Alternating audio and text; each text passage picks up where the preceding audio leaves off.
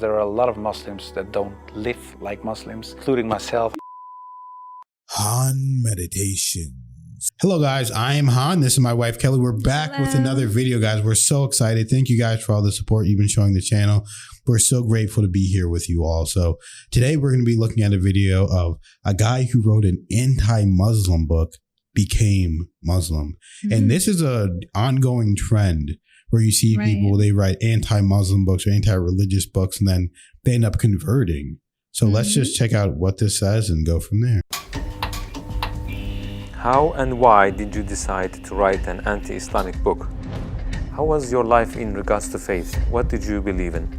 What was your heaviest and most regretful expression that you used for Islam? What was the reaction of the people around you when you became Muslim? I thought to myself, Islam is a lie. Islam is a danger. I got over 2,000 death threats. And in the end, I decided to write an anti-Islam book. God, give me a sign so that I 100% sure know this is the way. I couldn't sleep for it for 2 days. I couldn't accept it. It was so strange. Assalamu alaikum, Brother Joram van Klaveren. Thank you for accepting our invitation, and we are happy to have you with us. I want to first ask you, who is Joram? Wa alaikum salam, Ahmed.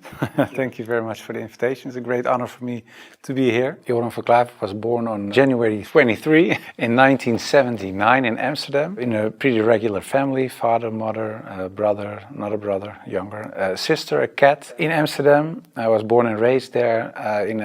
We're a practicing Protestant family. After I finished high school, I studied comparative religion. I was a teacher for a few years. There happened a lot of things in the Netherlands, especially in my life. Also, when I look at the bigger picture when it came to Islam, I became politically active for the Freedom Party. I became a member of parliament. And in the end, I decided to write an anti-Islam book, which started as an anti-Islam book, changed into this search for God, and it ended up me becoming a Muslim.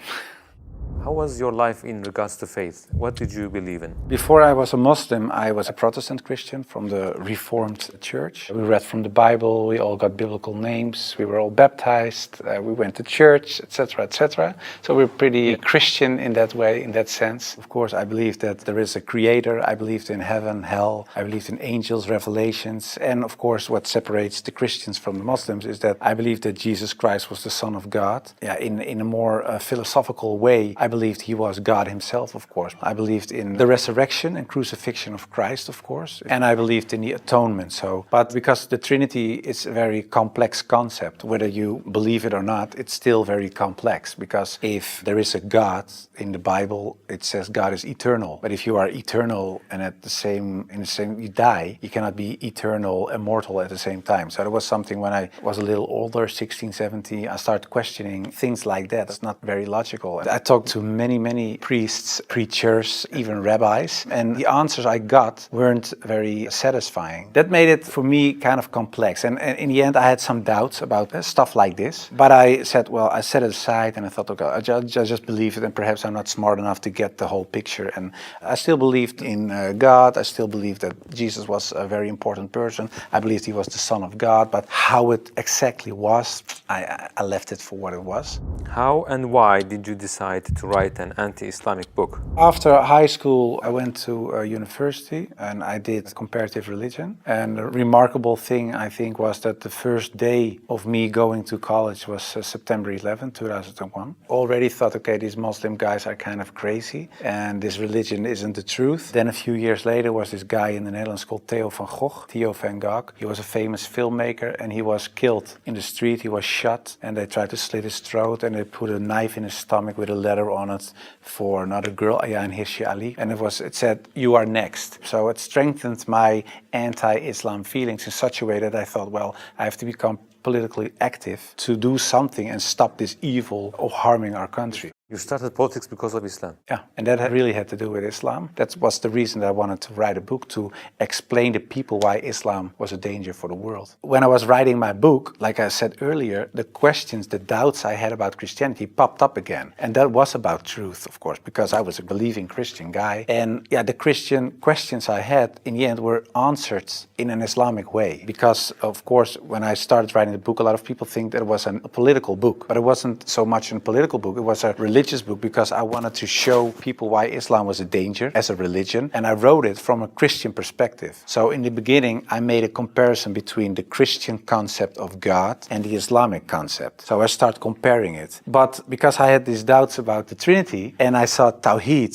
the oneness of God in Islam, I thought, yeah, it sounds a little bit more logical. And then I thought to myself, well, I reread the Bible to see, to refresh myself, to see, okay, why isn't the concept of Islam, the Tawheed concept, isn't the Christian concept? But when I was reading the Old Testament and I saw what the Old Testament prophets said, it was one God, one God, one God. And then I thought, okay, I'll look only at the words of Jesus Christ in the New Testament. And then there's this story in the New Testament where a guy comes to Jesus and he asks him, what is the most important thing in life? How can I gain paradise? And he says there are two things. He says, hear, O Israel, hear, your God is one. Treat your neighbor as you want to be treated yourself. So I thought, well, even Jesus Christ says, hear, O Israel, your God is one. So I thought, well, this whole Muslim concept of God sounds more logical, and it's the same concept that I find in the Old and the New Testament. And I know Christianity as a religion teaches something else, but it isn't the concept of God that I find in the Bible. So after weeks and weeks of study,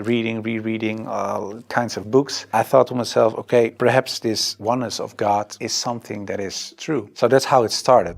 What resources did you use while doing your research? Because I was kind of shocked, I started writing to several authorities on these religious matters. And one of the guys that I wrote to was Sheikh Abdul Hakim Murad, and he's a professor from Cambridge University. But in a way, it was kind of strange, of course, because I was a politician back then still. I was writing an anti-Islam book with an anti-Islam purpose. And I'm asking this Muslim professor from another country, can you help me?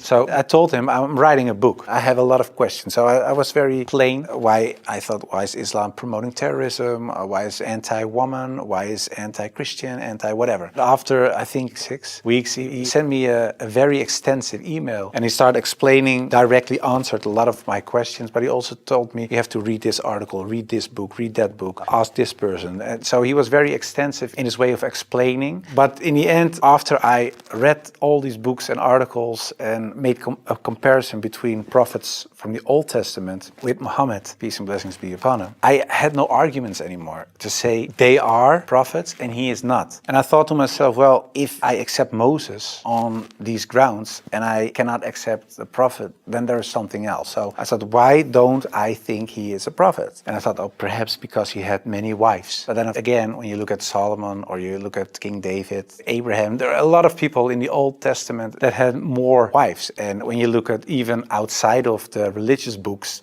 culturally in Europe, in Africa, Asia, everywhere, there were men with several wives for several reasons. So I thought to myself, well, that cannot be a reason either. So one by one, all these reasons fell. And in the end, I thought, well, I have to say all of them are not prophets. But I didn't believe that, because I thought, well, the things they did, they said, the miracles that happened, etc., they were confirmed in what they said and what they did. So they are. And then I said, well, then I have to accept that Prophet Muhammad perhaps is a prophet too. So I was doubting it. So first I thought, well, it's the most evil person I know because of the history. Then I said, well, perhaps it's not that evil, but he's not a prophet. And in the end, I started doubting, perhaps he is a prophet. Yeah, that took, of course, me reading a lot of books again. And the one thing that I think was very wise of Abdul Hakim Murad to say was, he said, well, the books you read about with the anti-Islam arguments are written by non-Muslims. He said, if you want to know more about Christianity, you don't read books from atheists. You start reading the books from the Christians. Why do they believe this? What are the arguments? So that you have to do the same with Islam. So start reading Islamic books from Islamic teachers, from Islamic scholars, etc. And then you can see, if you compare the books on the same topic of people who are Muslim and wrote those books and non-Muslim, you can see where they took the wrong turn, where they translated words in the wrong way, sometimes perhaps even not on purpose, but just because they didn't know, where things are added, where things left out of it. So, and in the end, you see there is this other religion almost created because of all these things.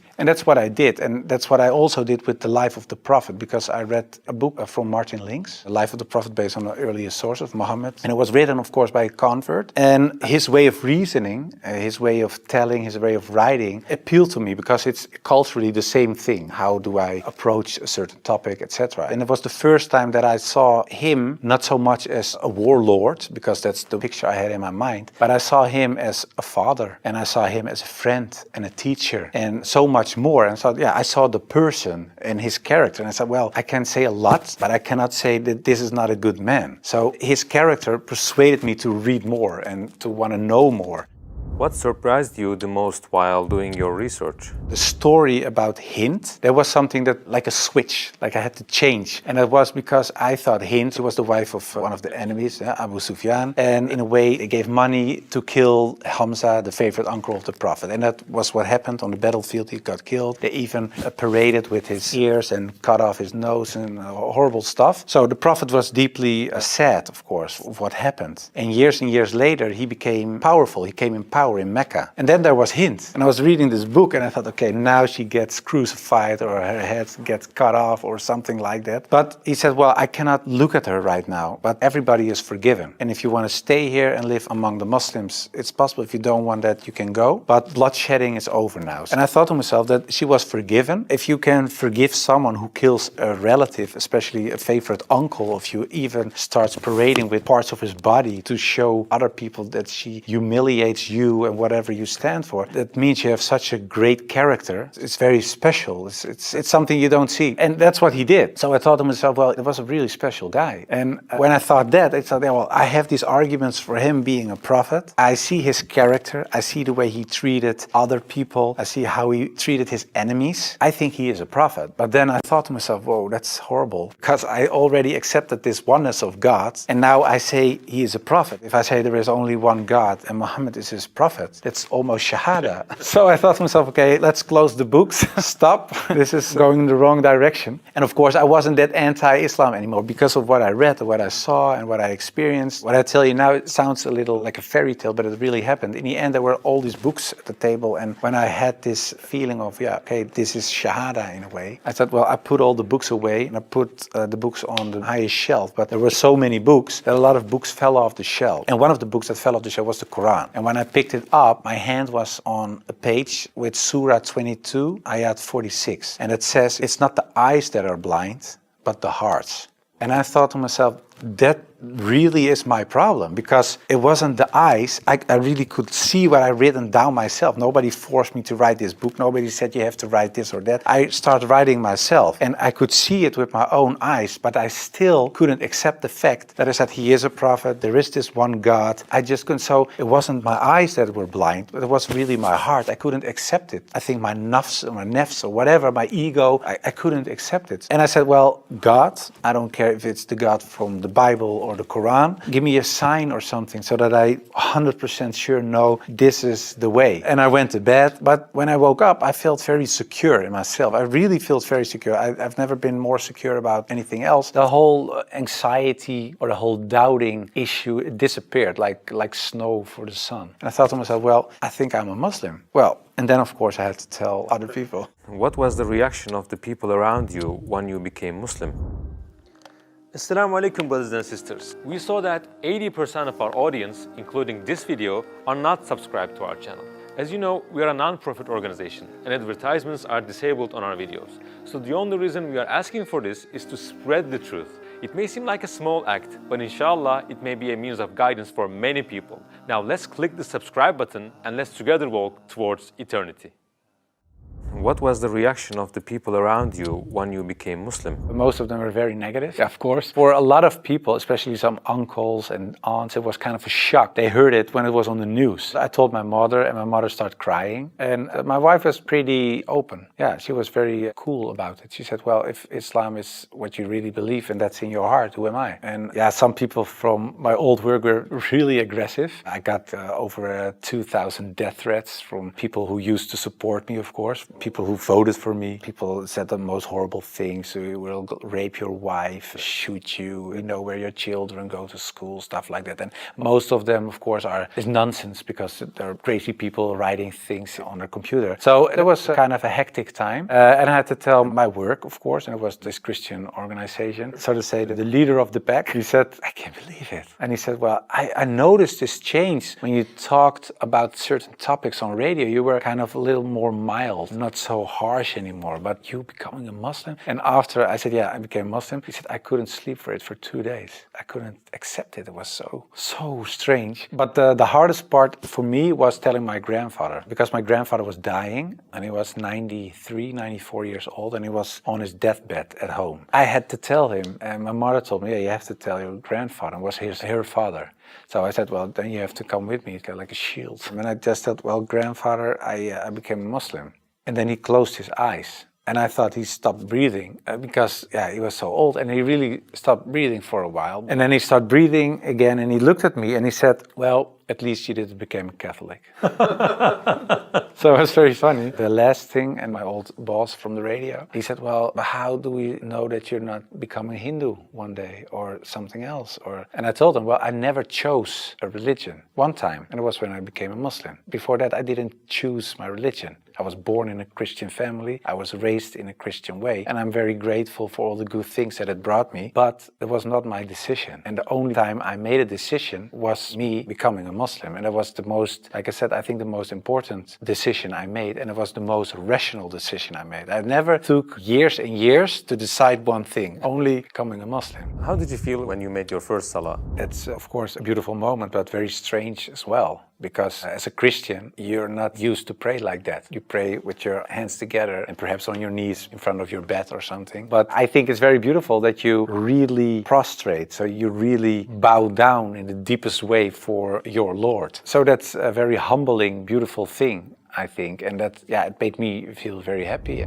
What were the 3 biggest challenges you faced when you converted to Islam? Well, becoming a Muslim, of course, was a big challenge because I had to tell the world and family, and that was a big challenge. The part of thinking that it would be very hard to become a Muslim because, especially as a Protestant Christian, there aren't so many things you have to do in a religious sense. As a Muslim, in terms of practice, so it is required to pray 5 times a day. It's required to eat in a certain way. It is required to think in a certain way. You have to be the best in a way every moment because of your relation with your Creator and because of the fact that you have to pray 5 times a day. It's a constant reminder in a way of the Creator. So that makes you much more aware of the fact that you have a Lord than as a Christian. That's how I experienced it. And I thought to myself, whoa, 5 times a day praying, I cannot do this, I cannot do that, I have to do.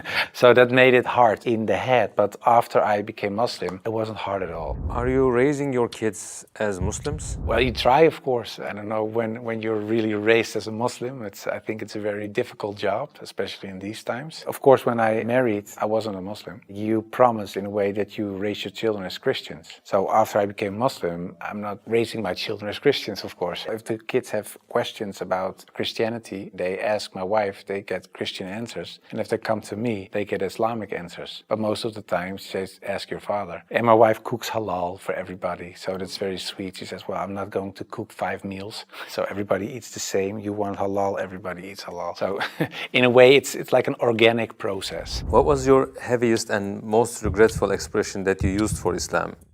I think Islam is a lie, because that's something I used to say. Islam is a lie, the Quran is poison. But when I said Islam is a lie, that's the whole religion and everything that comes with it. So that's like the highest level of Jahiliyyah in a way. Yeah, that's something I regret because it was like an umbrella and everything else was under this concept of Islam is a lie because that was the core thought. And of course, I do blame myself, and I know there are a lot of people out there not practicing Muslims that do so. And in a way, I understand it because in a political sense and in a social, cultural sense, everything I said and done is still there. I sometimes even hear arguments from people in my old party that I offended in a way. Yeah, that's something that bothers me, and that's one of the reasons that we founded an organization. It's called the IXC, Islam Experience Center, and we go to schools, primary school, high school, college, universities, but also to departments of the government, other social organizations, churches, to take away misconceptions about Islam, to share the message, to show Islam in its true colors. And we do it by virtual reality with a glasses, so it's a very fun experience as well. And we try to erase in a way the things I said and done in the past. How should people research about Islam? Do you advise just searching at Google? No, I would certainly not advise Google. It's the last thing I would advise. I said shut down the computer. No, I think it's very important that people read books, real books with pages and stuff. I would recommend Muhammad, His Life Based on the Earlier Sources of Martin Links, the book I talked about earlier. It's a green book. And I think it's very important for people not just dive into the Quran, because it's a very complex book. And if you don't have anybody who can teach you what you read, especially most of the people who don't know anything about Islam are not fluent Arabic, classic Arabic speaking people. So you will read an interpretation of the Quran or a translation, and most of the time that's not the real deal, of course. So I would advise people just to study the Sirat, study the character and the life of the Prophet, because that's what the tradition teaches us as well. His life was the Quran. He was the living Quran in a way. Just study his Sunnah, and I think that is the best way of discovering Islam. What would you like to say as your final comments? I became much more happy after I became Muslim. So I would like to invite everybody to become Muslim, just because it brings peace to your soul and peace to your heart. It is the truth. It resonates with heart and soul. At least look at it from an Islamic perspective. Try to read and study the life of the Prophet. Try to understand what the Muslims believe. Not so much the behavior of Muslims, because there are a lot of Muslims that don't live like Muslims, including myself. I don't always live like a Muslim. I should, we all do, but you should look at the example of all examples, and it was the Prophet. And if you study his life, perhaps you find guidance that leads you to the truth. Wow, Kelly, that was powerful. That was really good. Yeah, that was a great experience, and that just goes to show a lot of people need to be doing their proper research whenever they're looking into anything. And that's really what Kelly and I like to do. We like to do a lot of research on all different topics, all different religions, and not judge anything. We never try and judge anything or look at anything like this is right, this is wrong. We just try and get as much information as we can. And then we try and go through and decide what we like, what we don't like, and what we align with. So I thought it was interesting because he was saying that the Old Testament, it was talking about one God, one God, one God.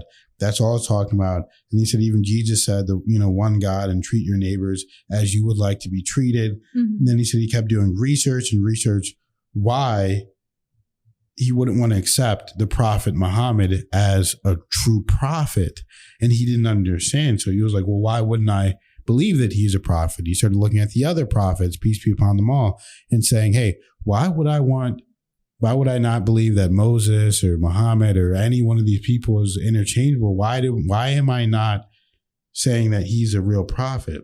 And then he started reading more books, but he was reading books from, about that Christians wrote about Islam and about different people. And then one of the guys told him, he said, hey, you wouldn't read, as a Christian, you wouldn't read a book about Christianity that was written by an atheist about Christianity and then wonder what's going on with Christianity. That's just not how it works.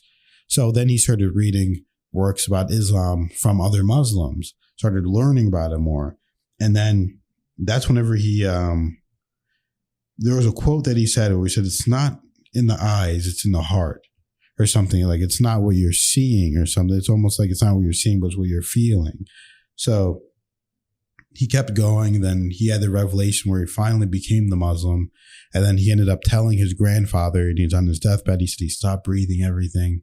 Yeah. And then he just finds, well, as long as you're not being Catholic, because especially a lot of older generations, there's just kind of beef between Catholics and Protestants that I never really understood that. I think it's just wonky, but it's a real thing. And someone said, hey, how do we know that you're not going to go be Hindu or some other religion, Jewish, whatever? And he was like, well, this is the first religion that I actually chose after years upon years of research. And then he started a foundation to get rid of the misconceptions of Islam, which is actually what we're trying to do on this channel as well. We want people to really see the real side of it. And that's why it's so good, because our, fans, our subscribers, the lovely people that watch us, you guys are giving the example to people that Muslims are respectable people, that are beautiful people, and that are very nice people as well. Yeah, we're really lucky to have that here. Everyone is really incredible. Good mindset, very positive. Great community we have here. Yeah, and I actually had the similar experience as him in a way where you kind of have to stand up for your beliefs. Where at one point, my aunt, who was my closest aunt, passed away a few years ago, and she was really like just, the one that connected the whole family together. And she's always happy, and you could basically tell her anything; she wouldn't judge you. Mm-hmm. And it was a very contentious moment because it was during, one of the elections, and I voted for someone that she didn't want me to vote for, and no one in my family, and she had asked me, she's like, hey, did you actually vote for this and that? And I was like, I told her straight up, and she was on her deathbed. And I told her, I was honest with her. I was like, yes, I did. And, I explained my reasoning, and she completely understood it. So a lot of times you have to understand, number one, you shouldn't be lying to your family about something. There's certain situations where you should tell the truth. Yeah.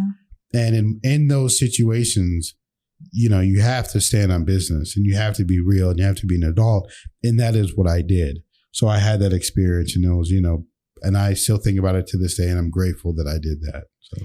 Yeah, and I think that she's grateful that you were truthful as well. When you have that feeling in your heart and it's just the truth, you have to follow that. And in my opinion, those tuggings at our heart, the passions, that is our direct line to God. That is how essentially God communicates with us, those tuggings on our heart, and then the things that feel very exciting, and the passions and the ideas, and you just can't stop, thinking about it and feeling excited about it. And that connects to our path and what we're meant to do. And we are all meant to follow our heart. So I think anytime you're speaking your true truth from your heart, it is meaningful and it is the right thing. And I think this guy really did it right. I mean, first of all, I really commend him and I respect him for going. He was a known person on the radio, talking about anti-Islam.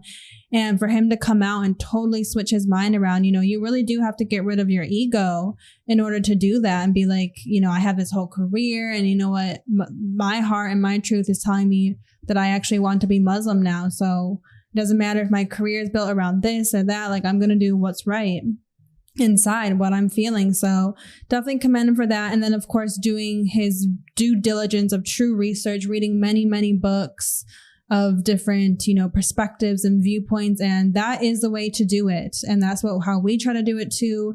Research and look at things as much as we can, because it's important. And sometimes you can have your entire life, your entire paradigm built on one way of thinking, but you never know. You could be wrong. We have to constantly question why we think the things that we do and look at other sources. So I like this guy. I like this guy's story, and it was really nice, entertaining to watch. Awesome.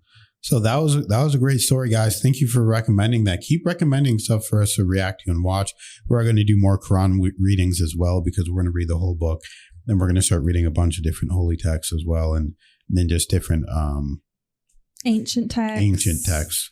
Yeah. So thank you guys for being here. Thank you guys for donating to the channel. You just being here and liking the video and subscribing means everything, but thank you for donating. And if you guys donate and you want us to watch a certain video, just say the title of the video, because some people send links and I can't open it. I can't see it for some reason. Maybe I'll have to go on the actual website, but from my phone, I can't see it. So if you do donate and you want us to watch a specific video, just say the title of the video and then we'll watch it.